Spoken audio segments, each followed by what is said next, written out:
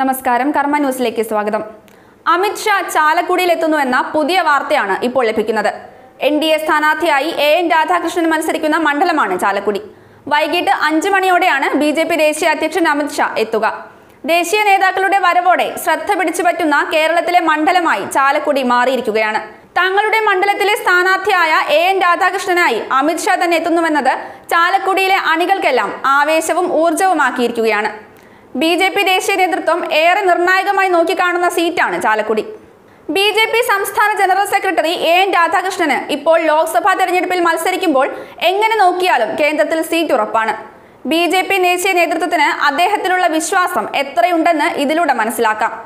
മുൻപ് പല പ്രാവശ്യവും രാധാകൃഷ്ണൻ നിയമസഭാ ലോക്സഭാ തെരഞ്ഞെടുപ്പിൽ മത്സരിച്ചിട്ടുണ്ട്. ഇവയിൽ ഏറെ ശ്രദ്ധേയമായത് കഴിഞ്ഞ നിയമസഭാ തെരഞ്ഞെടുപ്പ് തന്നെ. AN രാധാകൃഷ്ണനെ ശരിക്കും ജനനായകനായി കേരളം കണ്ടത് അപ്പോഴായിരുന്നു, അതും NDAയുടെ വീരനായകനായി. BJPക്ക് 100% വിജയസാധ്യതയുള്ള തൃപ്പൂണിത്തുറ മണ്ഡലത്തിലായിരുന്നു രാധാകൃഷ്ണൻ അന്ന് മത്സരിക്കാനിരുന്നത്.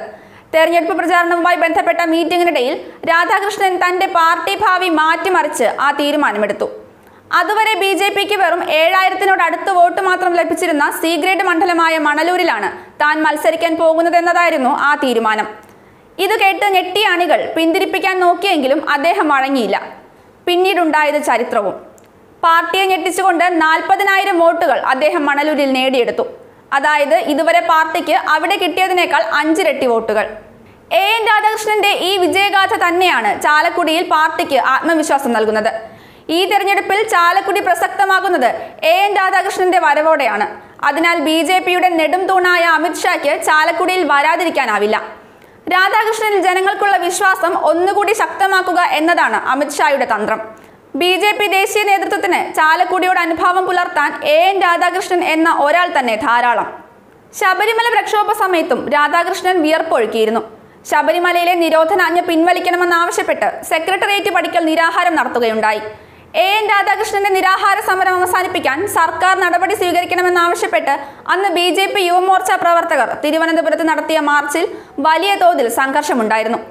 പോലീസ് ലാത്തിചാർജിൽ സ്ത്രീകളടക്കം നിരവധി പ്രവർത്തകർക്ക് പരിക്കേറ്റു. AN രാധാകൃഷ്ണന്റെ ജീവൻ രക്ഷിക്കണമെന്ന ആവശ്യം ഉന്നയിച്ച് BJP അംഗം O രാജഗോപാലും സ്വതന്ത്ര അംഗം PC ജോർജും നിയമസഭയിൽ നിന്ന് ഇറങ്ങിപ്പോയ സംഭവവും അന്നുണ്ടായിരുന്നു. അദ്ദേഹത്തിന്റെ നേതൃപാടവം രാഷ്ട്രീയക്കാരെ കൂടാതെ സാമുദായിക സംഘടനകളെയും ഒരുപോലെ ആകർഷിച്ചിട്ടുണ്ട്.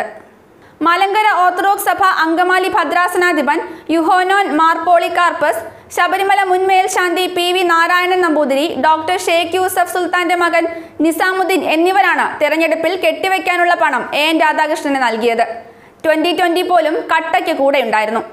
സമൂഹത്തിലെ എല്ലാ വിഭാഗങ്ങളുമായി സൗഹൃദം സൂക്ഷിക്കുന്ന അദ്ദേഹത്തിൽ അമിത് ഷായ്ക്കുള്ള വിശ്വാസം ചെറുതല്ല. അനവധി തിരക്കുകൾ മാറ്റിവെച്ചാണ് BJP എന്ന പാർട്ടിയുടെ മാസ്റ്റർ ബ്രെയിനായ അമിത് ഷാ കേരളത്തിലെത്തുന്നത്. ദേശീയ രാഷ്ട്രീയത്തിന് കൊടുക്കുന്ന അതേ പ്രാധാന്യം പാർട്ടിയിലെ അതികായനായ അമിത് ഷാ കേരളത്തിന് കൽപ്പിക്കുന്നു എന്നത് പ്രശംസാർഹം തന്നെയാണ്. BJP അത്രയേറെ പ്രാധാന്യം കൊടുക്കുന്ന സീറ്റായ ചാലക്കുടിയെ തെരഞ്ഞെടുപ്പിൽ സംസ്ഥാന തലത്തിലും ദേശീയ തലത്തിലും പ്രവർത്തകർ ആകാംക്ഷയോടെയാണ് ഉറ്റുനോക്കുന്നത്. ന്യൂസ് ഡെസ്ക്, കർമ്മ ന്യൂസ്.